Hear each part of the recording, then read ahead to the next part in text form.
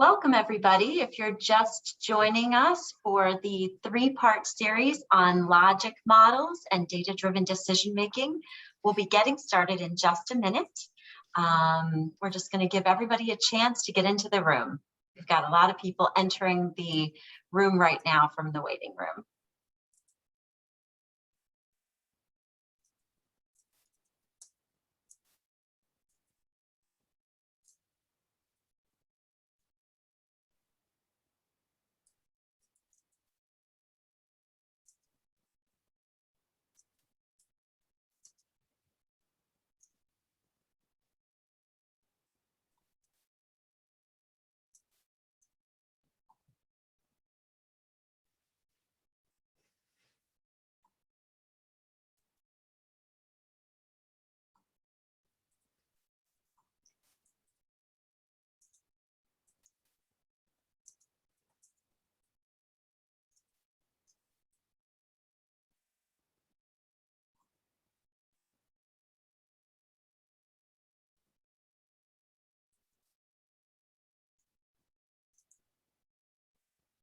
Well, for those of you who've just joined us, welcome again.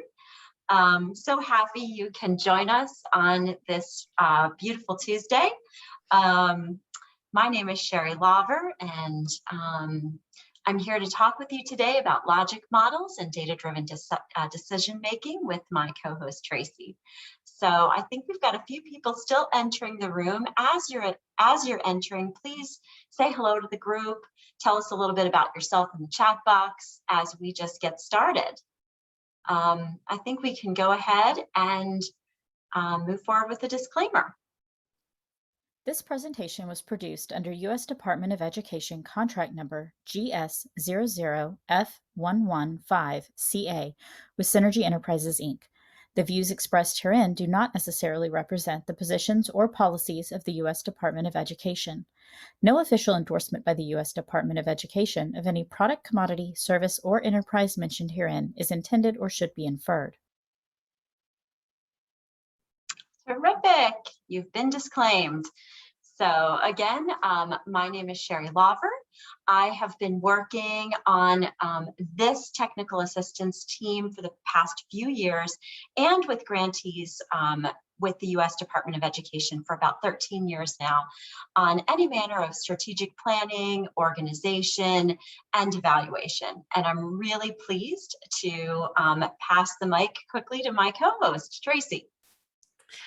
Hello, good afternoon or good morning, depending on where you're joining us from today. Happy to be here and see some familiar faces and names in the chat box.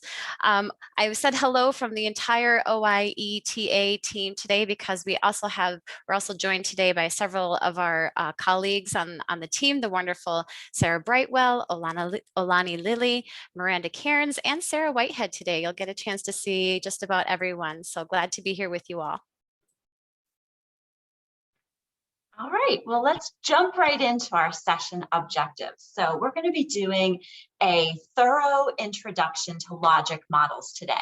We're going to do some teaching, we're going to do some activities, and at the very end, we're going to talk about how to prepare for next Tuesday's session.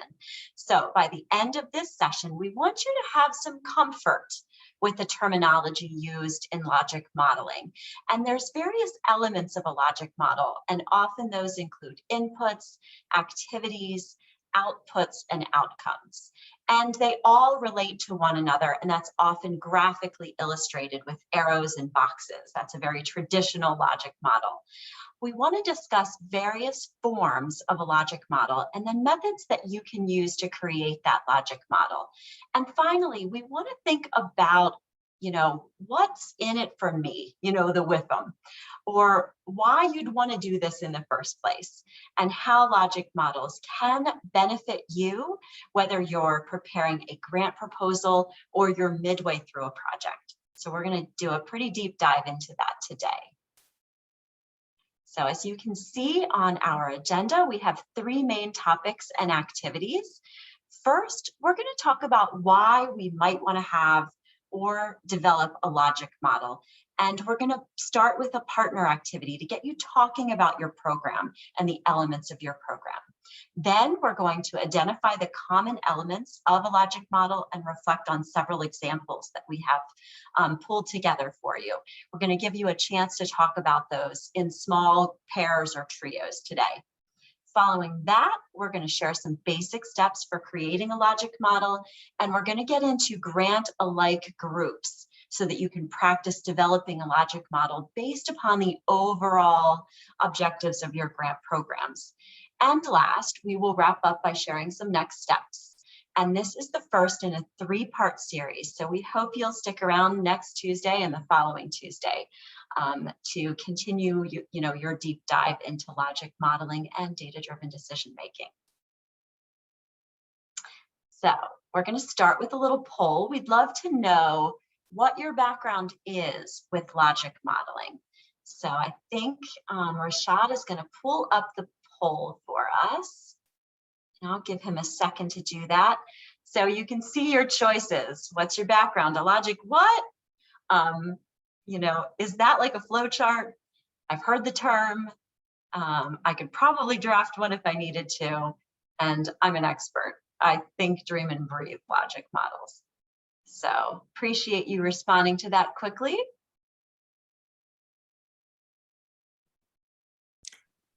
This is Tracy. I'll just chime in with some real-time results here. Looks like we got about 28 of our 48 attendees responding right now, and it's landing somewhere in those middle ranges around 3 and 4 there. We've got a few folks who think in logic modeling, and a few folks who are wondering what this is all about today, I think. So everyone is in a good place. Came to the right place. Terrific. I really appreciate that. Okay, so let's go. Why use a logic model? Let's think about that. So what's a logic model? Before we share about why a logic model is even beneficial, we want to establish a common understanding about what a logic model is and how you can link your components together. So a logic model is pretty simple. It presents a picture or a graphic illustration of how your effort or your initiative is supposed to work, and it makes that thought process visual. The logic model functions like a graphic organizer, and it shows how different elements of a model are attached to one another, how they relate to one another. Effective logic models make an explicit and often visual statement about what activities will bring about change and what results you expect to happen for a community and for its people. It communicates why your strategy is a good solution to the problem. And then finally, it keeps everybody moving in the same direction. And it provides a common language and a common point of reference for the multiple stakeholders that you have in your program. So when can I use it? You can use it at any time, and it really should be revisited several times throughout, a multiple year grant. So let's think about planning first of all. Prior to writing a grant proposal, a team can actually develop a logic model for their project so that there's a shared understanding of activities and outcomes and everyone is on the same page. It certainly makes writing a lot easier when you've discussed in advance, what your goals and outcomes are and what are your critical activities. It even helps you get some of the same words on the page so that people aren't describing things differently. So that can be really helpful. During implementation, I suggest that you continue to kind of review your logic model along the way and see if it still holds true. Should anything change? Maybe you've adapted your program along the way to meet students' needs or due to different staffing challenges or situations. So it's always really wise to review it and make changes to it as your needs change. Third, we can think about using it during staff and stakeholder orientation. Maybe you have advisory boards, new staff coming on board. Your staff members need to understand your program's goals, intents, and outcomes if they're supposed to support those goals and make them happen. It helps them to think about the potential design options for your program, and even supports a longer-term evaluation. And with your logic model in hand, you can discuss your various interests for evaluation, whether that might be a needs assessment, an implementation evaluation, and even a longer term outcome or impact evaluation. It can help you hone in on different ways to measure the impact of your program. And finally, it never hurts to think about advocacy. So maybe you're fundraising for your program, or maybe you have a donor who's interested in your program or a specific component of your program. If that's the case, this is something that you can always share with them to give them a quick, one-page overview of what your program has to offer and what your goals are. We've also had good responses from local, state, and federal government and officials who want a quick way to understand the program. Maybe that helps them speak about the program to others as well. And so here are just a few benefits of having a logic model for your program. So you can see we've got a myriad of these on the screen, everything from focusing on outcomes to increasing intentionality and purpose. So give those a little look. And allow me to take a moment here to discuss the term logic model versus theory of change. Typically, this is a question that people ask. So a theory of change is typically put into words. So it's a description of what you hope to happen in your program. And it articulates your short and intermediate term goals and how they lead to your long-term goal. It's typically written in like if-then statements. So, if X happens, then we expect Y to happen. A logic model, on the other hand, again, is an illustration. It's a graphically organized roadmap of sorts that illustrates a program's theory of change. It shows how day-to-day activities connect to the results or outcomes that the program has to offer. And the classic version, in a very traditional format, which historically was developed by the United Way back in the 1980s, is a flow chart using boxes and arrows to connect to those boxes. I want to say right off the bat that that's historically a very traditional model, and it helps a lot of people think through the program, but it's certainly not the only way to do something. And we're going to really invite you to think quite creatively through this three-part series to develop something that works for you and that really visually represents your program to the best of your ability and to the best of your creativity. So now take a minute, look at the benefits of having a logic model, and tell us what really seems most relevant and important to you. You can type your answer in the chat. You can annotate your screen, circle something you like. I'm curious what really speaks to you in terms of the benefit of having a logic model. Allison says, helps reveal assumptions. Absolutely. And I always find it to be a really interesting exercise to find out what other people's assumptions about a program are versus mine. People think differently, and we can learn a lot from one another as we have those types of discussions about what's going to work and why. Helps to clarify what you intend to achieve. Absolutely. I've worked in so many programs and talked with staff who work in a program who don't really understand the goals of the program or how they fit in or help support those larger goals. A logic model puts those goals on a piece of paper for everybody to see and to discuss. It's very, very helpful. Thank you to those of you who are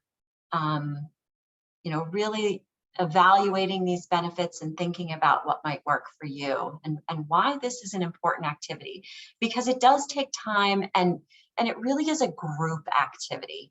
I always encourage people to do this with their team, make it fun. Hopefully when people can be back together in a conference room. And I'm not sure that's happening just everywhere yet, but you know, you can hang paper on the wall, you can make it a group kind of fun artistic activity.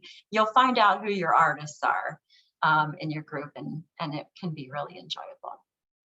So now I'm going to pass it over to Tracy, and she's going to walk us through our very first activity. Thank you, Sherry. All great responses there in the chat box. I was just responding there to everybody who is sharing their purpose for developing a logic model. So now we'd like to sort of get you talking to each other to prime that logic model pump with a partner interview. And if you look at the chat, we're going to post a document in there with about 5 questions on there. So you'll want to go ahead and download that if you are on a computer and able to download that. And we'll use that document as a notes catcher for this activity. So before we go into our breakout rooms, be sure you pull that off out of the chat box because it won't be there when you get into the breakout rooms. So here's what's going to happen. You're going to download that notes catcher. You're going to interview each other, and we're going to give you about 10 minutes in these breakout rooms. So you'll want to think about budgeting your time and make sure that everybody in the room there has a chance to share. There'll be 2 or 3 of you in a room. And the purpose of the notes catcher is so that you can take notes for your partner. It doesn't have to be a transcript, just that, you know, some quick bullet points to capture what your partner is sharing. The idea is that this will help you start to think about the components of your logic model. And that notes catcher is a place to capture those notes. And then we hope, this is a request made of us to your partner on behalf of your partner. That you would exchange email addresses so that after this little activity is over, you can actually email each other the notes that you took, and that this will help help you as we move forward through this session, and possibly if you're able to join us for the second session as well. So go ahead and download that notes catcher. Okay. In just a minute, once you have that, you can go ahead and accept that little invitation to join the breakout room. We'll give you a little warning before we close the breakout rooms to come back together to the main room, but just take the next few minutes to interview each other using those questions. And before you go away, I'll just put those questions right up on the screen here too. Okay, so these are the questions. As you can see, pretty straightforward. Go ahead and feel free to accept that invitation into the breakout rooms, and we'll see you back here in about 10 minutes. Welcome back, everybody. Welcome back. I was able to pop into a couple of rooms, and it sounded like everybody was getting an opportunity to share for a couple of minutes. I know that was quick, and you might have had more people than time allowed you to share, and that's okay. No stress, no worries. There's not going to be a test. We still have the notes catcher for you, and with the questions that you see on the screen here, the whole point of this was to get you thinking about what your program does, who benefits, and what does success look like to you. We didn't draw those lines explicitly, but basically each of these questions are kind of relate to those different elements of a logic model. So if you did capture some notes using that notes catcher, we hope that you can connect with your partners and email some of those notes that you took for each other. That information, you can use it a little bit later today, or maybe in between our first and second sessions if you're going to join us for the second session, to be thinking about the components of your logic model as you develop that. So we hope that helped to prime your thinking and make this process maybe feel a little bit more approachable if logic models are newer to you. So let's take a minute now and take a closer look at some elements of the logic model and really what makes a logic model effective. And for that, I'm going to pass it back over to Sherry. And Tracy, we can't see your slides right now. I would be good if I shared my screen. I'm so sorry. No problem. Thank you for um, letting me Perfect. know. Excellent. Okay, so now that we've talked a little bit about our programs and their goals, let's start thinking about the common elements of a logic model. And we're going to use a very simple everyday example, hopefully something that's kind of fun and enjoyable to think about. So this one is a family vacation to attend the Denver March powwow. So typical elements in a logic model include your resources and inputs, your planned activities, your outputs, your outcomes, and then sometimes even, your very long-term impact, your kind of big vision of what your program should be. So in this case, let's think first about what we have written here on the screen. And while I'm talking about that, you can think about what I might have missed in some of these areas, what you might add to this screen. So first, inputs and resources. Hopefully this is pretty simple. We might be thinking about what are our family schedules for school and work. We might be thinking about how that will fit to our family vacation schedule. And we might want to get the weather forecast, determine travel conditions. We might need a map or an atlas. We might be using various apps to determine the best progress for our route, things like that. So those are our inputs. These are our resources, what we're going to need. So think about what we might have missed there. So these types of inputs are needed to plan our driving route, to organize our stops along the way. Maybe we need to stay with family for a while, or we might camp, or we might stay at a hotel. And of course, just everything we might need to assemble everyone's regalia and to complete any new pieces. And then in terms of our outputs, let's think about what outputs mean. So outputs are often the most confusing part of a logic model, but they're typically tangible or quantifiable outputs or things related to these activities so that we know that these activities have been completed. So in this case, it could have been the money that we saved for the trip, everyone's packed luggage, and their hotel reservations, something like that. The outcome, hopefully in this case, was that everybody had a great time at the powwow and they have wonderful new memories made, perhaps friendships made, and the ultimate impact of the experience is strengthened ties with our family and friends. So feel free to just post in the chat box something that we might have missed, an important input, an important activity, getting to this event, participating in this event, planning and preparing for this event. And then what happens as a result of this event, our outputs, our outcomes, and our impacts. So think about that for a minute. Tell me what we missed here. Had a couple of responses in the chat box.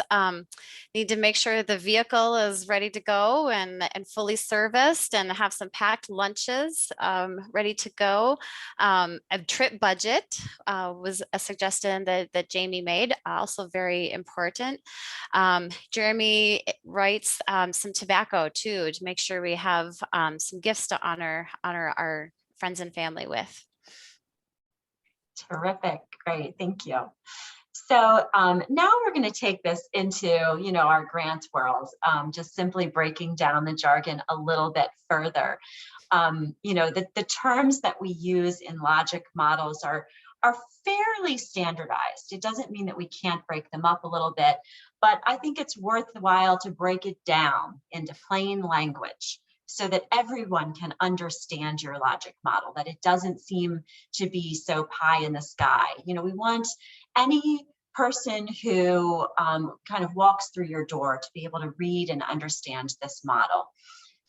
So we typically think about this in these general areas. Your target population. What does that mean? Obviously, you all know this. It's who's being served.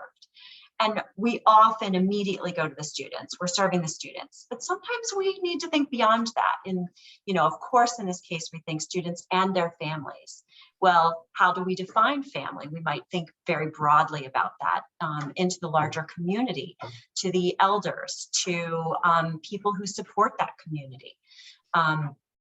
So let's think about who we're serving or helping and who benefits from the work. Next, let's think about inputs and resources. And in this case, I always ask myself, what do you have and what do you need to make this happen? And what will it cost in terms of people, materials, facilities, hardware? What will we donate? What can we match? How can we use and leverage what we have? And I try and gather as much of that and note that for this area. Third, the activities, and this always ends up being a really big area. We always have so much we want to do. So what do you need to do to create the changes you hope to make? What must be done to make that change? What new or different activities will it take to create change? So, maybe that's using native language. What types of activities involve native language acquisition? It's more than just talking. It's listening, it's singing, it's perhaps doing a play, writing. There's so much that we can bring to bear for activities. Outputs, what can be counted? This is always, it's just as simple as that. What can you count when you successfully do the activities? How many students participated? How many parents participated in a family engagement event? How many teachers participated in a professional learning event? It's as simple as how many people you serve and what you provide them. Then let's move on to short or intermediate outcomes. So these are often, when we're thinking short-term outcomes, we're thinking days or weeks. So what might you expect someone to learn? Can you measure that knowledge change, the beliefs or the attitudes that you might expect to see changed in the groups that you serve? In terms of a longer or intermediate term, what might we expect to see next year if we're heading in the right direction? Do students have the use of over 100 new vocabulary words, for example, or can they demonstrate a cultural tradition? So that's the direction we are hoping to see. And then finally, that takes us to long-term outcomes.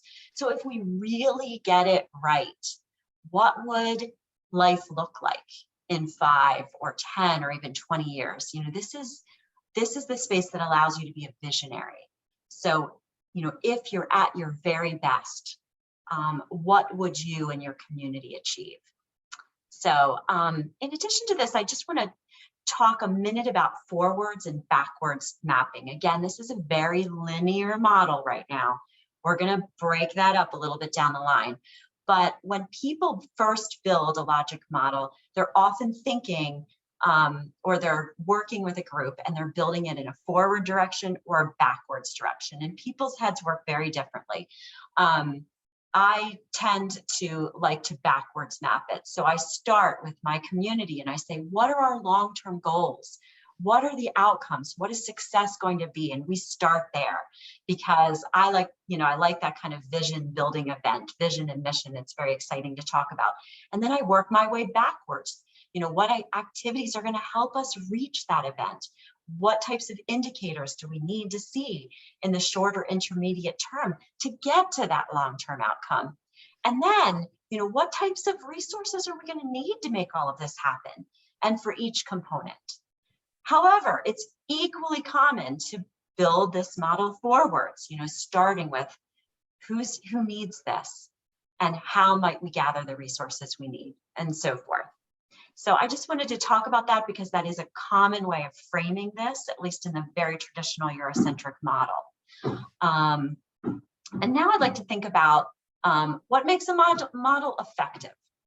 So Tracy and I looked at a lot of logic models preparing for this event, and some are more difficult to follow. I always say if the size font, if the size of the font is like this big, not so many people are going to want to really review it or study it. So we want to really think about what we're communicating and how we're communicating to our audience.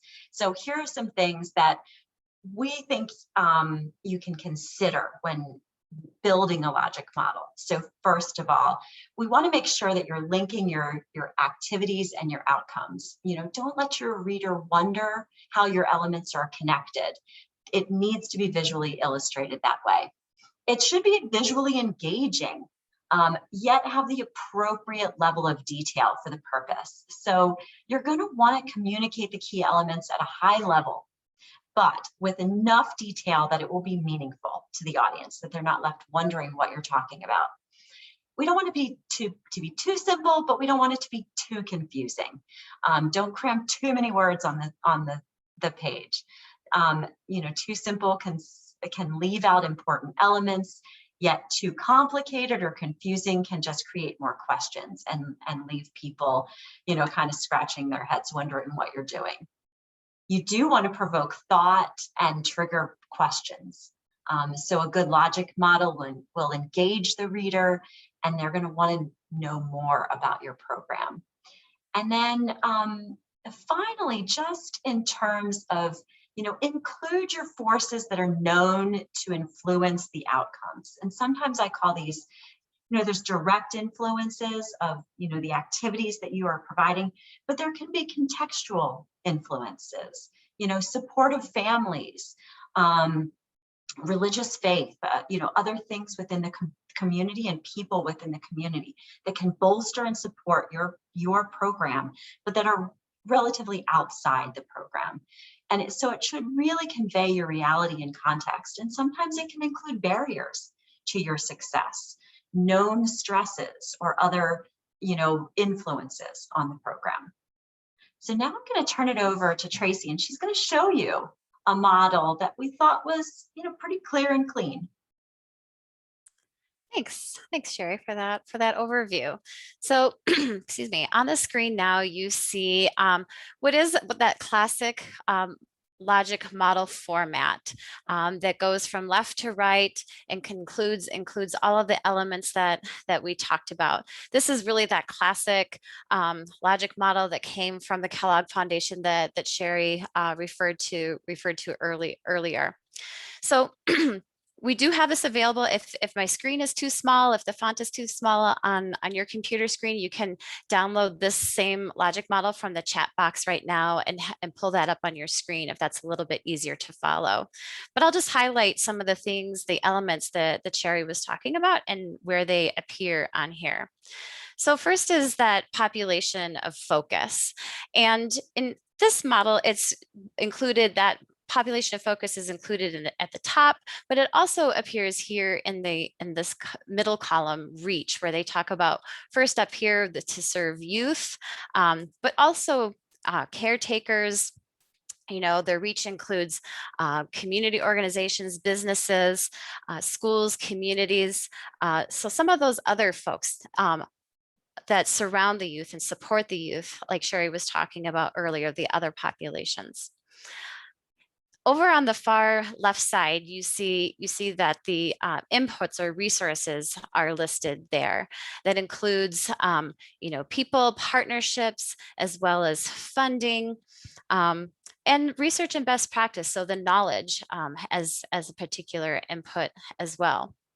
You can see down here, it actually includes another reference to another logic model that informs their framework for this program about preventing inappropriate tobacco use in youth.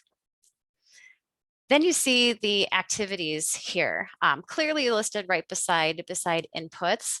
It includes things like facilitating youth involvement in policy change or promoting school and community-based prevention programs and policies. These are all the activities that this particular program will be engaged in.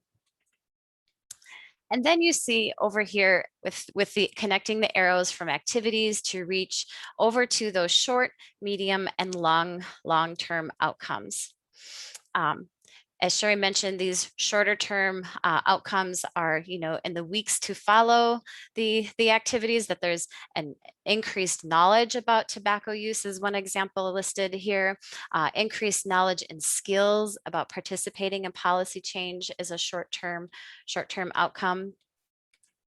In the medium-term outcome, we see that increased knowledge and skills is connected to the one below about increased commitment and ultimately increased number of youth engaged in policy change.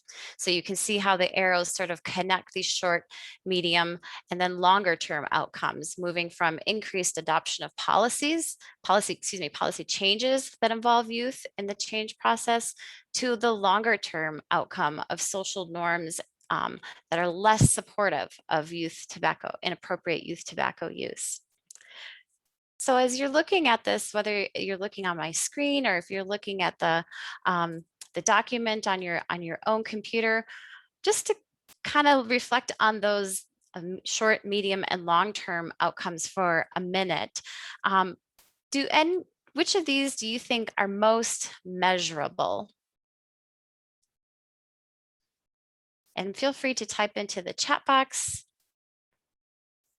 or if you want to come off mute and say a few words, I'll give you a minute just to look those over.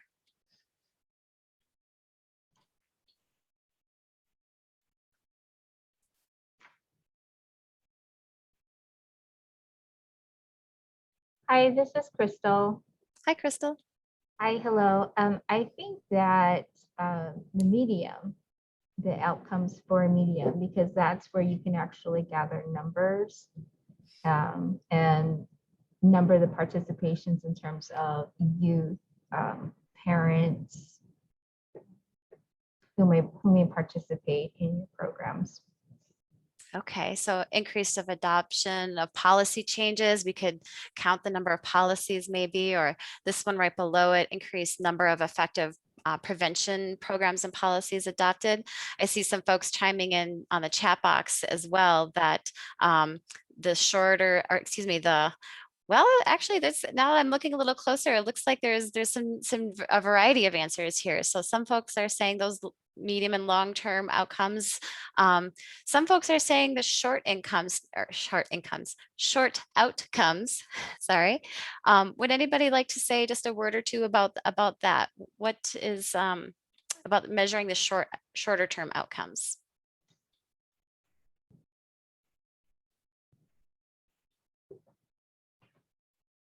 Well, I just want to say in terms of measuring the medium outcomes versus the short, it's hard to measure knowledge. When you're looking at numbers, then you are looking at the level of participation. You see that you can measure knowledge by gathering the number of youth. Let's say for a youth council, we really promote this program. And so we start off with, let's say, 24 and we end with 24. Well, the number itself lets us know that the increased number of youth engaged. So those short terms, the knowledge of leads to the medium. And so I think it's just hard to measure knowledge. That's fair. I think some folks might agree with that. If there's not some sort of instrument or tool or process in place where that's designed to really capture that, to see how if knowledge was acquired or changed. I see some other comments there too. Depends on what's being measured. You might have some baseline data for those to help inform some of those shorter term outcomes. Very good. I didn't know if Sherry, if you wanted to chime in with a comment too. I saw you nodding. Yeah, I was just thinking about some of these shorter term outcomes. We love to be able to demonstrate that youth have learned something new, that there's knowledge gained or attitude change, and that requires measurement tools that have to be developed, and that takes a lot of time. And so to the extent that We can share tools, especially within grant programs, that, good examples can be shared, and others can review them and see if that might work for them. That's always something that I, hope to promote, that there's ways to do that. And then there's other ways, informal educational settings, people rely sometimes on portfolio assessments, seeing student work product as a demonstration of change in student knowledge or behavior. So I think we have to think as broadly as we can as we're, trying to measure some of these impacts. Those are some good examples and a nice foreshadowing of what's to come in future sessions as well. We'll definitely come back to this question about measurable outcomes. Okay. For the moment, I do want to take us onto our next activity, where we're going to actually break you out into small groups one more time. This time we're going to put some examples of other logic models into the chat box. So those go up, go ahead and download those while I'm providing the directions so that you have them when you get to the small groups. Just take a look at them. We want you to, if you don't, there's 3 of them. If you don't get to all 3, because we brought you back too soon, that's totally fine. And maybe just jot down a few notes about some of these questions here that you see on the screen. So are the inputs, outputs and outcomes logically connected? Do they seem logically connected? And then we'll reflect as a group about what was similar and different about the examples. And maybe if you have a preference, we can spend a few minutes sharing that as well. Okay, so those examples are going to go up in the chat box, so you can grab those. But just we'll spend maybe just about 5 minutes, I'm thinking, in our small groups, because we do have one more activity before we part ways. So there they are. I see them. I see the examples going up in the chat box. So while you're downloading those, I'll just give you a quick little peek here at what they're going to look like. We have an example from Wisconsin for you to look at. We have another example from the National Endowment for the Arts. And then we also have this example from an Indian Healthcare Resource Center in Tulsa. Okay, so they should be showing up for you in the chat box there. So go ahead and download those. And we'll give you about 5 minutes to look those over with a partner or a small group. And then we will bring you back to the main room, and we'll have a quick reflection on that before we move on to the next section of today's session. Any questions? I have not seen logic model number 3 come through yet, the Tulsa model. Okay. Oh, Laura says the same as me, so I'm not the only one. No. It might. I wonder if it's just taking a minute to upload. Sometimes Zoom can be a little bit finicky with those. I know I've had it tell me before that it couldn't find it when I clicked the upload button. There it goes. There we go. Find it now. Yep. There we go. All right. Okay, so all 3 are in the chat box now. Go ahead and give me a thumbs up, maybe when you're ready to go, and we'll open up the breakout rooms. Welcome back, everybody, to the main room. Everybody should be on their way back now to the main room. Thank you for taking a few minutes to look at those examples that we gave to you. So at this point, we'd like, we've got time for maybe a couple of groups to share out, or maybe a couple of individuals from a group to share out. And we're just, if you could just let us know which one example that you looked at and your reflections about that model. Did those elements seem to be connected? And did you have a preference? Would anybody like to volunteer to come off mute and share their thoughts? Which one did you look at, and did it seem to be logically connected? And did you have a preference? Start. This is Ben. Thanks, Benjamin. Yeah. So Rusty and I, we didn't jot down the questions, but we looked at the cultural responsive logic model from Tulsa. Great. Because it made sense to us, because we're both Indigenous. We're like, we quickly veer towards the circles and the different breakup, those 4 lines in there. Just glancing over it, it makes a lot of sense, but the content inside the circle, the inner circle, is just, there's just too much going on there. But it does make sense on the outer rings, that tan ring, and then the 4 colors, white, yellow, and red. So it makes sense moving through, starting from that bottom left and then going around. It's just, there's too much going on in the third, which is the second to the 4th section. There's just too much in there. Gotcha. It makes sense, but there's just too much. So the imagery and the symbolism felt good, but there was a lot going on in there. Okay, thank you. Did any other group look at a different logic model? And would you want to come off mute and just tell us your thoughts? Oh, this is Allison. I was working with Spencer and Wendy, and we looked at the NIEA versus the vertical flow.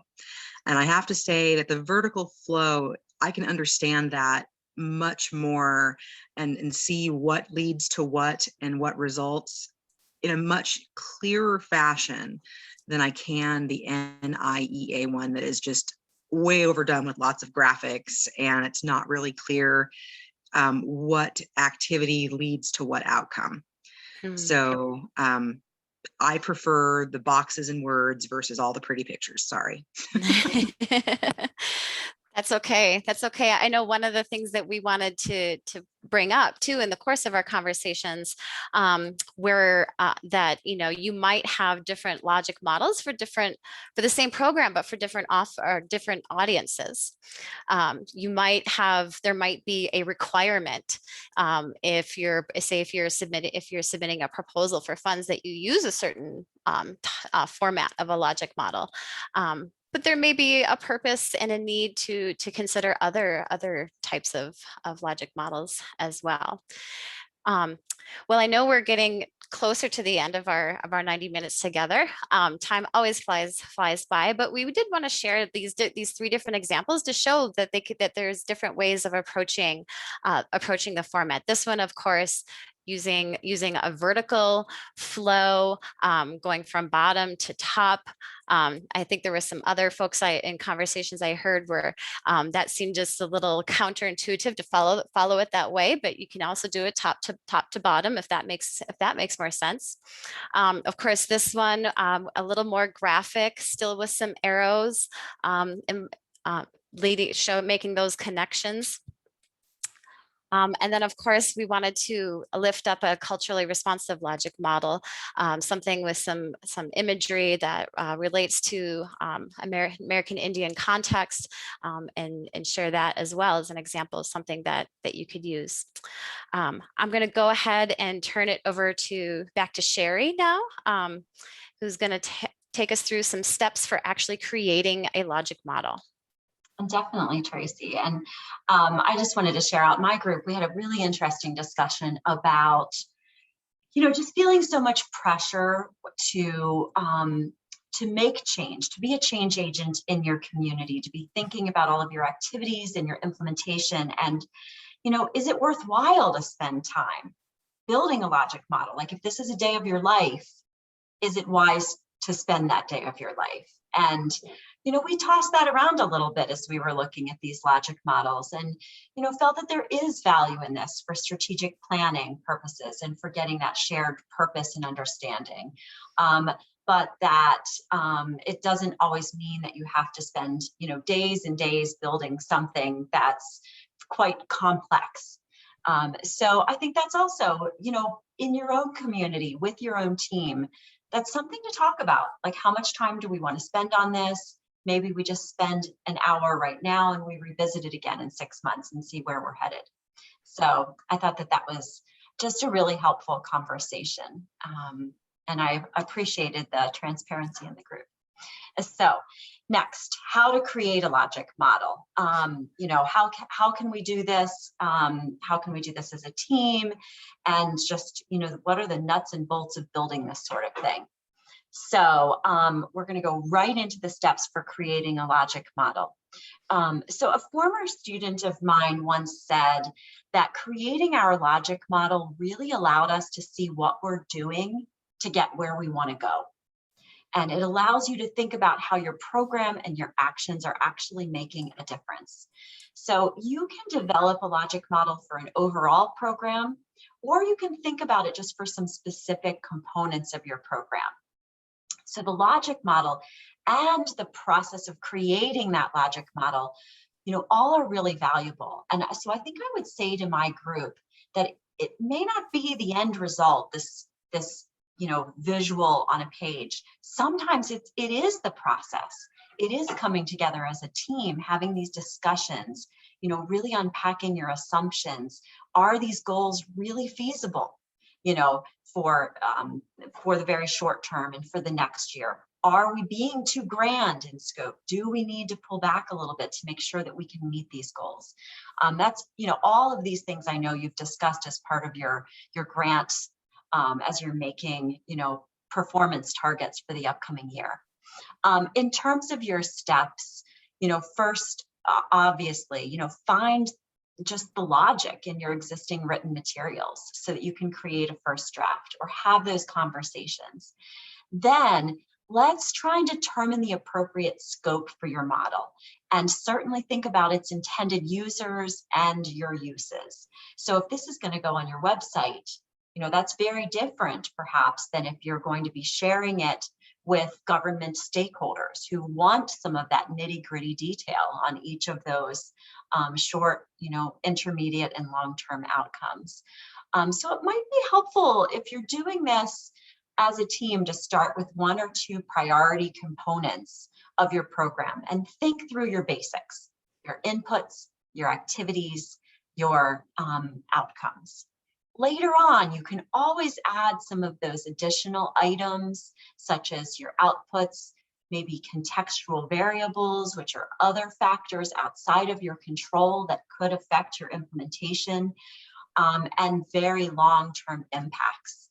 I generally think that impacts come even after outcomes, that they typically refer to broad level social change, that long-term vision.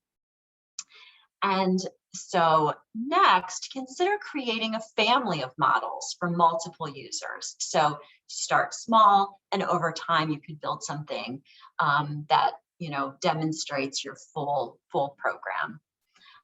When you're drawing your model, you know, think about the nuts and bolts. How is this going to be received?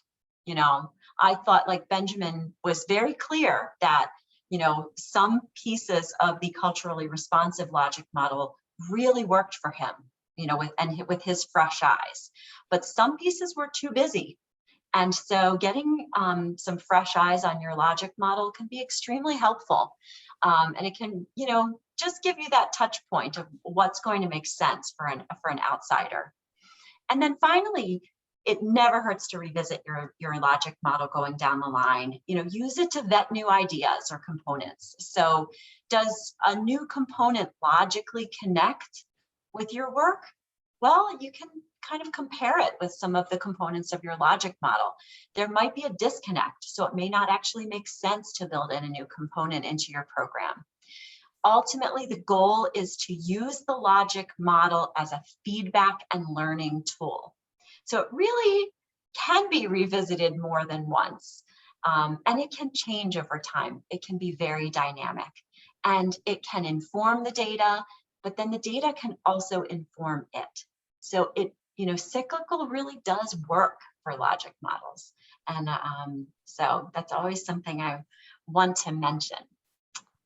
So we probably are going to move forward a little bit now into cultural relevance. And I think I'm going to transfer this over to Tracy.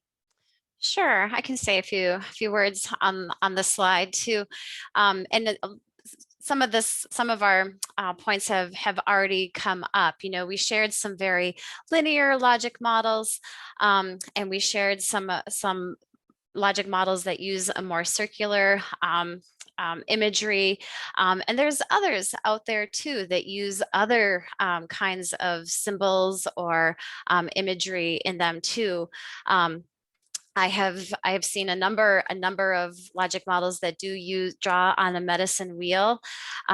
I've listened to some Dene educators and leaders who've talked about a cornstalk philosophy of education.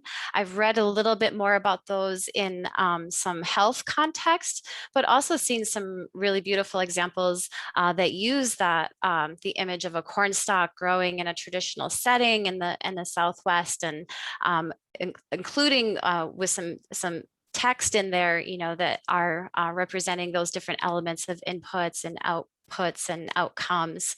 But maybe there's something that speaks to your community. Maybe there's some imagery or an analogy or a traditional teaching that makes sense, that can be used in a graphic sort of way. Also in the model that we shared earlier, there was different use of colors. So color might be something that might speak to a different audience in your community, or the words that you're choosing. I've seen some models that use native languages, right, as their logic models to convey some certain ideas that are conveyed through language as well. So when we were preparing for this presentation and exercise as well, Sherry made a good recommendation, which resonated with me, which is, and maybe Allison, you can relate to this too, because you liked the more linear model.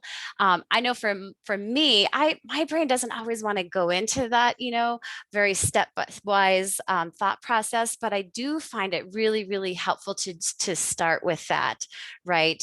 Starting with you know, whether it's, you know, forward to backward or backward to forward in that very linear way. I know, Sherry, you had mentioned that starting with that is even a good way just to sort of get some words down on paper to help capture ideas, and maybe that process can even invoke some different ideas about how that might translate onto a graphic or another metaphor. So there's not necessarily a roadmap for doing this, but perhaps these questions and ideas can get you started in thinking about that. Is there anything just in the last few minutes that we have, maybe a couple of you have some thoughts already about an existing image or graphic that might resonate with your community? Would anybody like to come off of mute and share?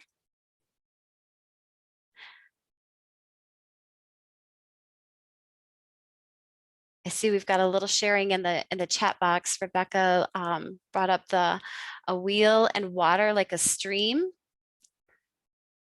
I have seen some models that do kind of follow in that same order, but use that idea of a pathway so that it's not necessarily straight, but a little bit curvy and meandering as a logic model. Similar to the way a river, yeah.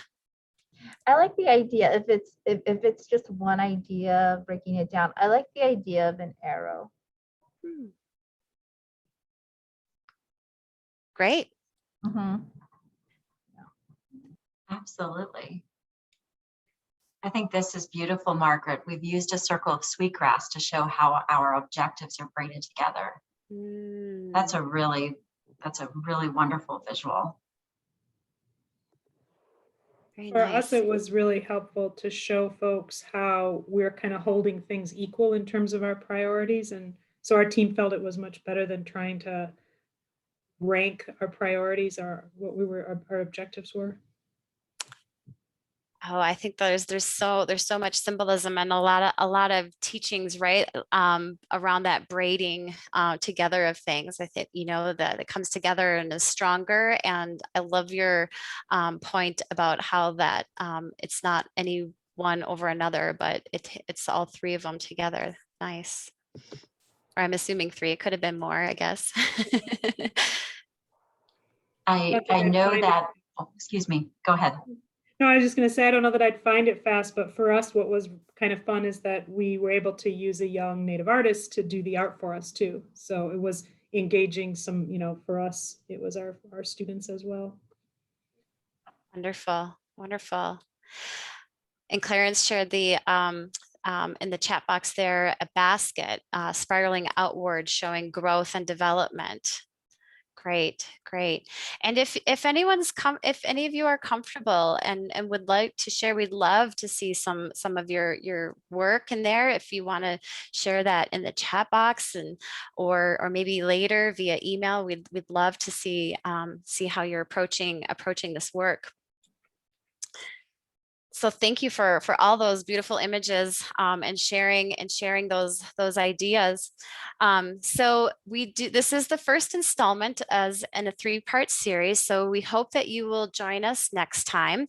We're going to send out some examples and templates and via email after today's session. So if you don't already have an initial logic model that includes those elements of inputs and activities and those various outcomes, maybe start drafting that. You can welcome to draw from any of the ideas shared here today, or use a template that we share in email after this session, and come back. And we hope that you'll join us then for our next session, where we'll dive into actually working on these logic models in a little bit more in depth. Any questions from the group? Any overarching questions for us? I got a question. I hope it ain't a dumb one. This is Jeremy. No such thing. Go ahead, Jeremy. So I'm trying to figure out exactly what the goal is with these talking sticks. I mean, I get logic models and, you know, how to use them. It's basically like a business plan to our grant, I guess, is my analogy to it. But what I'm hoping to kind of figure out what would be useful for me right now is to put like menus of service together, to be able to share things like that and kind of get a peek if I'm going in the right direction and see what other grantees are doing with their menus of services, how they're imploring into the schools and stuff. So I don't know. I mean, I want to make the most out of my time and be beneficial and be able to provide input, but I'm trying to understand like why we're doing logic models at this point right now if we already had them in our grants.